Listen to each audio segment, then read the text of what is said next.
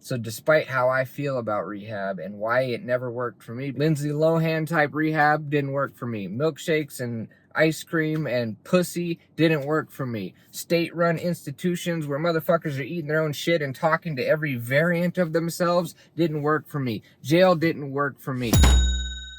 So I realized it can't just always be story time, talking about chapters and stories from the book. I wanted to do something a little bit more, because although I don't consider myself any kind of guru on drug addiction, the only thing I have is what's worked for me. And the only reason why that might be valid to anybody out there is because I took a very non-traditional approach to getting off heroin and staying off heroin. I want to talk about why I think people have issues with substance abuse in the first place. And then maybe one or two things that somebody might be able to try if they're stuck in their addiction. Why did I get addicted to opiates? Why did I become a drug addict? Well, the simplest answer, maybe the truest answer, is that I was in pain. It wasn't physical pain, it was emotional and mental pain, but it was pain nonetheless, and I didn't want to be in pain anymore. So I started using drugs to not be in pain. And that at its core is it. It doesn't matter why someone's in pain. It doesn't matter what addiction it is: alcohol, drugs, eating disorder, sex, gambling, shopping. It just matters that people who are in pain will do anything not to be in pain anymore, and that means self-medicating. At its core, when you strip away all the other reasons and excuses and everything, that's it. And it's a temporary reprieve from that pain. The only problem with it is that it is temporary, and in order to feel that relief, you have to keep doing it, and you have to increase the amount that you do it. If somebody is in the middle of an addiction phase right now, well, what do they do about it? What can their families do about it? Their families don't give up on them. Now, does that mean you need to enable them? Does that mean you need to support them? Does that mean you need to bail them out? Does that mean all of these other things? No. It simply means don't give up on them, okay? No matter how bad things get.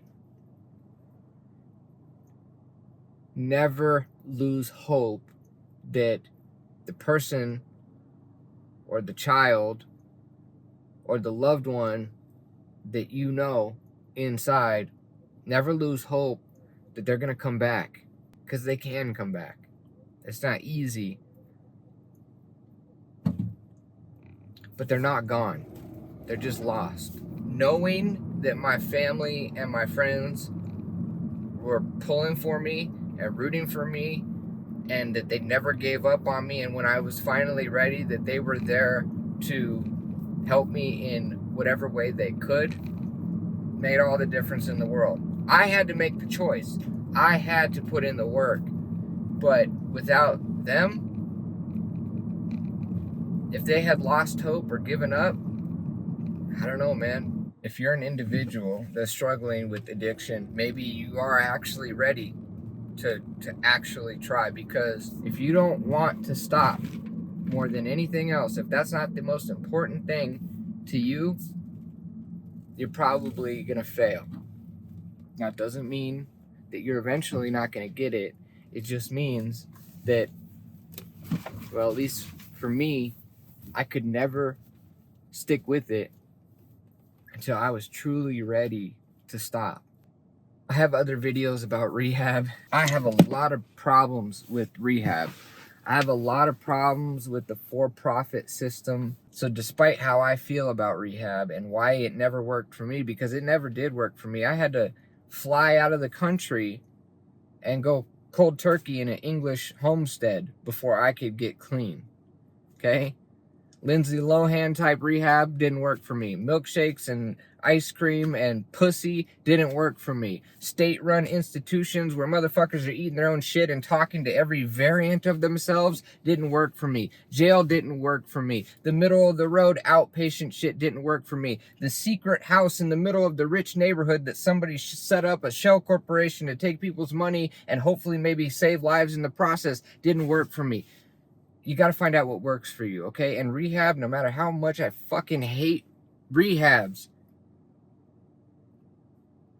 they help a lot of people. A rehab is a great place to start. It gets you out of your environment. It gets you in a safe place where eventually you can just catch your breath and you can really decide if this is something that you want. I know a lot of people that I was in rehab with that are clean today, and it's probably because of what they learned in rehab. If you have health insurance, if you are a functioning addict and you have health insurance because you have a job, most rehabs are covered. Use it. You don't have to hit rock bottom. You don't have to hit the next rock bottom. You don't have to dig 8,000 feet down to hit another bottom before you stop. Like, if you're feeling this right now, if you're feeling that feeling, you could stop and get paid to stop. Like, how amazing is that? Now, unfortunately, most addicts, well, I'm not even gonna say most addicts, myself, I had to be absolutely no choice other than death or prison for life, and I finally got my shit together. You may be one of those people that just has to have all the chips on the table and you're all in and you're just gonna leave it up to fate. Maybe you're like me, but if you're not like me, rehab is a good place to start.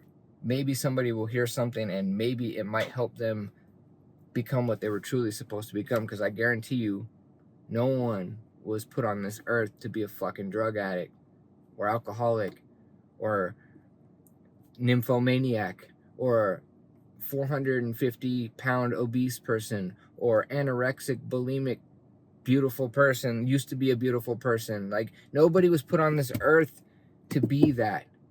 But you can certainly go out like that, and I don't want that to happen. So despite my hatred for NA and AA, I fucking hate it to my core. Why? Because the number one thing is that you have no power over your life. You are not in control. You can't handle life. So your only option is to give yourself over to this invisible thing. And I'm sure, yeah, it could be God, but it also could be a fucking invisible doorknob. It could be a pumpkin queen. It could be a lizard with magical powers. It doesn't matter what the fuck your higher power is. You're just powerless. And I hate that because I'm not powerless. I am not powerless. I dug myself out of this fucking hole. Myself, my family, my will, my determination. So these salty, crusty motherfuckers telling me that I have no power over my life, fuck you. But, it's not about me. Okay? It's not about my book. It's not about anything. AA and NA, no matter how much I disagree with that culty religious bullshit, has helped millions of people, has saved millions of lives, have helped people repair their lives and keep their families. Undeniable. I don't agree with the methods, but it helps millions of people. So if you've never been to a meeting, go. Go to a meeting. Take a step in the right direction and get your ass to a meeting. Try to find a meeting that has nothing but crusty old salty bastards in it. I'm talking motherfuckers that got 40 and 50 and 35 clean years. Don't go to these cool NA meetings where the person leading the organization has 8 months clean. You don't want to listen to that motherfucker. They have no idea what they're talking about. I'm talking about sticking to somebody that's got decades of clean time. Go to a meeting where if you look at somebody wrong, they kick you out. Go to a meeting that they don't allow you to speak and share your feelings for at least 3 months. Go to a meeting and attach yourself to a fucking degenerate, hopeless, crusty old bastard that is gonna kick your ass if you use. That's what you need.